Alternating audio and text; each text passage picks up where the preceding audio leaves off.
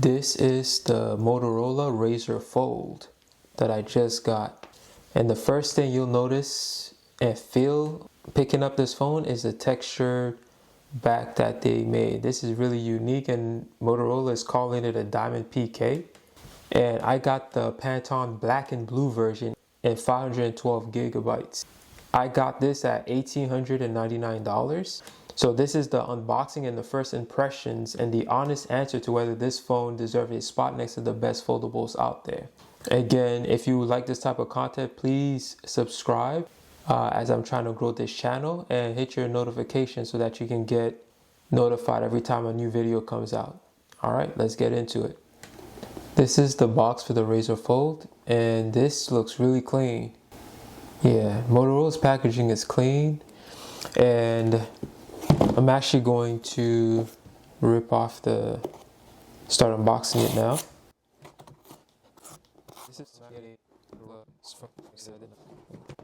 Alright, so let's see what's in the box. Oh, again, this is super clean like I mentioned before. I like their packaging style. It's different from the other Samsungs or even iPhones. So of course you have the phone in the box. So we'll take care of that. Oh, let me see. You have the USB-C cable. You have your SIM toolkit.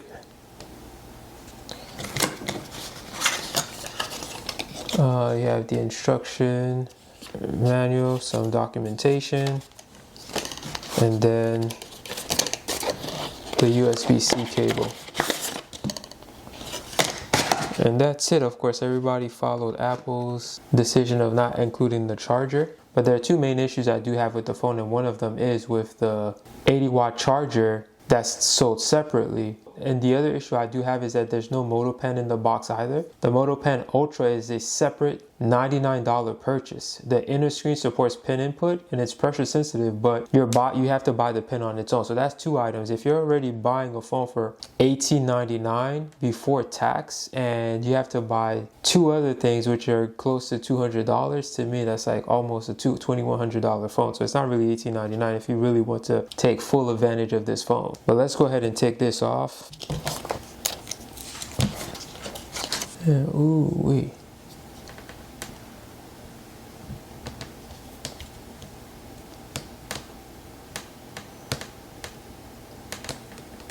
This is a good looking phone. Look at the back. This is it open right here. So when it's closed like this, it's 9.89 millimeters thick. It feels really comfortable, and I like the material in the back. And it doesn't feel that thick for 9.89. So it's very thin even when it's closed. And then the texture back means that it doesn't slide around. It feels very comfortable to hold. This is the first one I've kind of had like this. Usually all the other phones are like matte or steel, but this one you could hold this one-handed easy. All right, let's go ahead and turn this on. So we'll go ahead and power it on. Okay, now it's turning on.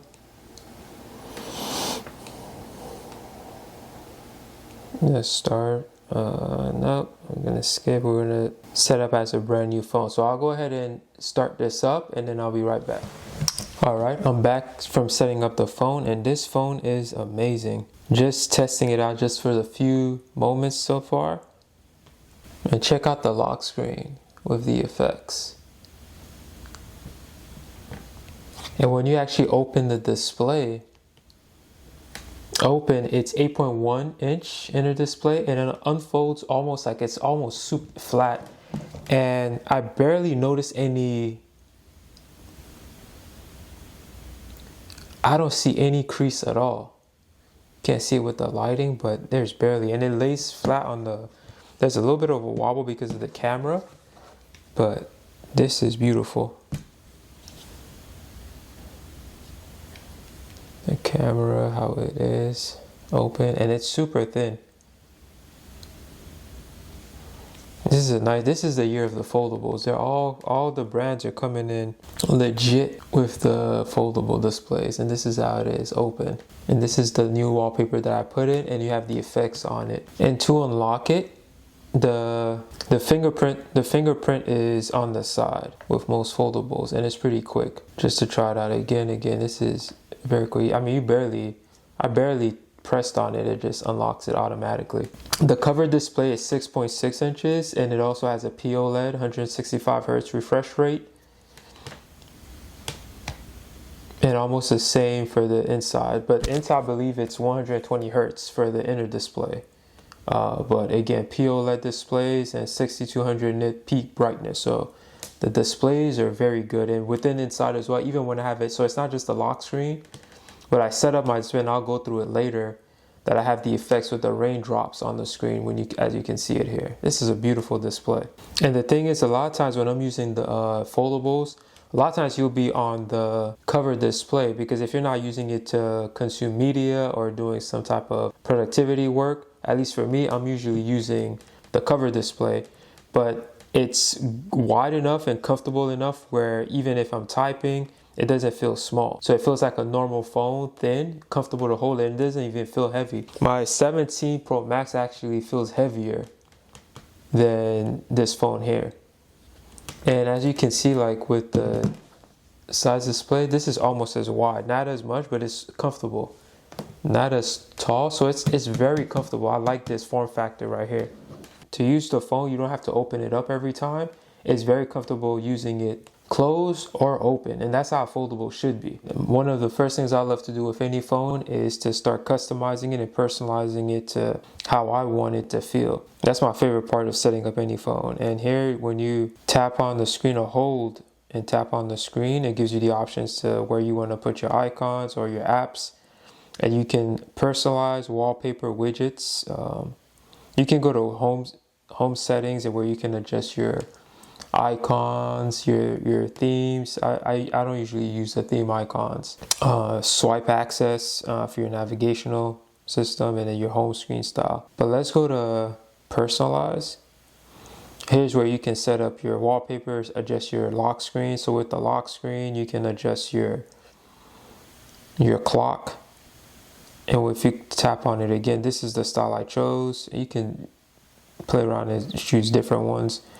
And then here you can pick out your different fonts. And then here you can adjust the color. Let me see. Yeah, blue.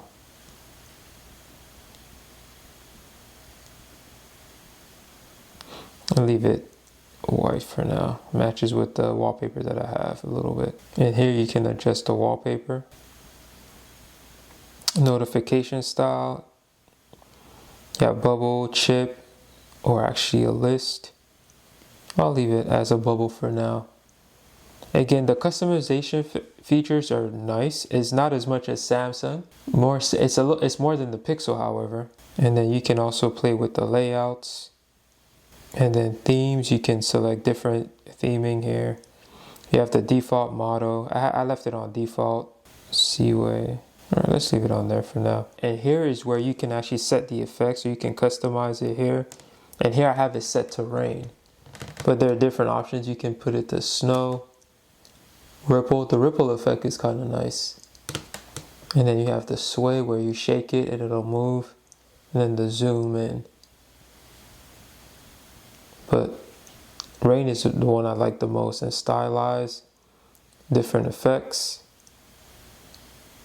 But no, it looks like if you set the effects, it'll take out the animation. So I prefer the animation. All right. Yeah, this is a nice phone. I didn't expect to like it that much. And it's the animations, everything is super smooth. It feels like a Pixel as far as the smoothness.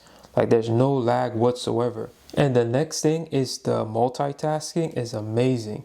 Right now, if I open Google Chrome right now, you have 3 ways of multitasking. You have the 3 options at the top here, where you can go into a split screen. And then I can open up X. Another way to do it is I can 3 fingers scroll up and then open 3 instances, or to the side. And then here I can open up X again. And then the amazing thing, which Samsung doesn't do is I can add a third app to this section right here. If I scroll up, I have the taskbar available. Let's open up, let me see, what app do I want to open up? So let's open up Instagram. So if we want to open up Instagram, and I can add a third app. So now I can go back and forth, go through Chrome, X at the same time, switch over here. This is amazing. And then you can also open it. So if I want to focus on X, I can open it. So now I'm working with one app, and then if I want to really quickly scroll to the other one, I can switch it. I mean, this is true multitasking to me. And then, like it was just showing, you can save the combination, to save the app combos. And then you can go back to what it was before, to the standard 3. Another thing I love with this, with the multitasking, is you see I have a couple of apps to the side. I have YouTube Music to the side, where again, you can full screen it or minimize. So I can minimize, I can turn X into a freeform so that as I can just move it around. And then Samsung has that as well. The other foldables has that. But what they don't, not most of them do not have the 3 apps structure that they have here. And again, let me pull X back up. Yeah, so you can drop it in a freeform, and then you can adjust the size. Another thing that I noticed while playing around with it, if I go to the smallest, it'll release and just go to the side, and I can move that around. And then when I'm ready to go back to it, pop it back up. This is what made me just fall in love with this phone right here. I didn't expect that, because I like the different ways of getting into the multitasking of it. And then if I don't need to use it right now, I can minimize it, and it'll be here to the side. This is amazing. So this is a really good phone. It is expensive though.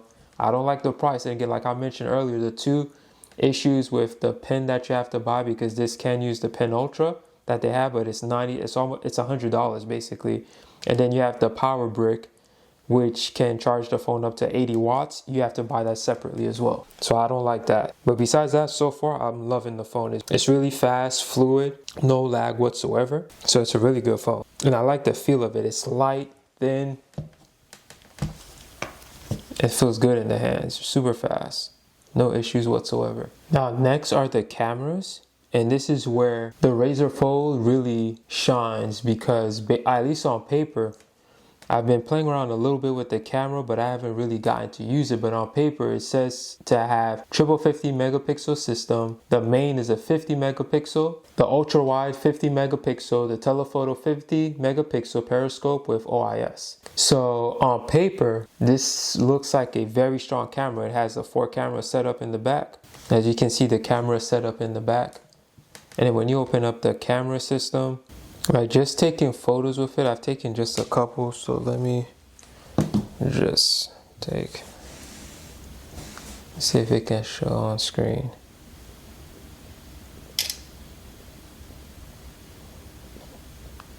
So this is with the 50 megapixel, 50 close-up. Another thing, that it has a preview mode, so as you're taking pictures, so let me take it sideways. So it has a preview mode, so as I'm taking the picture, it'll show it to the side. I need to test it out some more, but again, on paper, it looks like the cameras are really good for a foldable.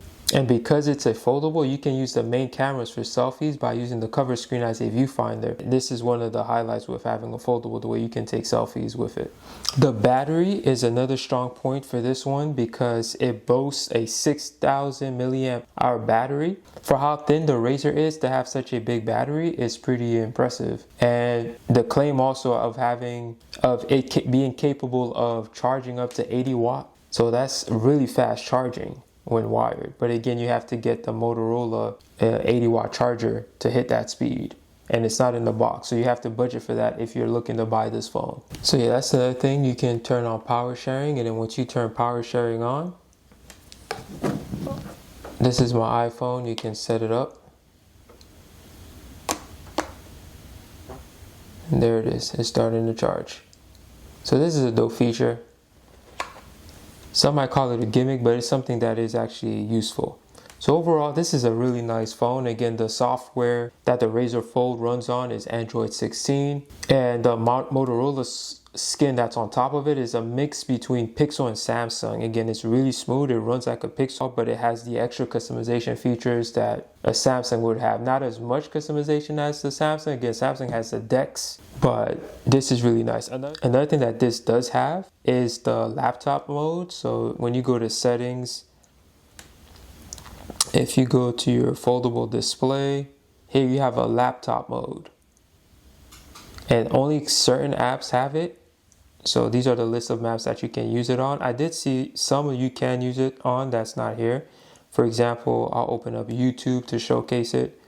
If I go to YouTube, Flossie Carter reviewing phones. So right there, if you fold it, let's turn this off. So this is laptop mode. So this is nice. So as you're using the phone, it has the functionality.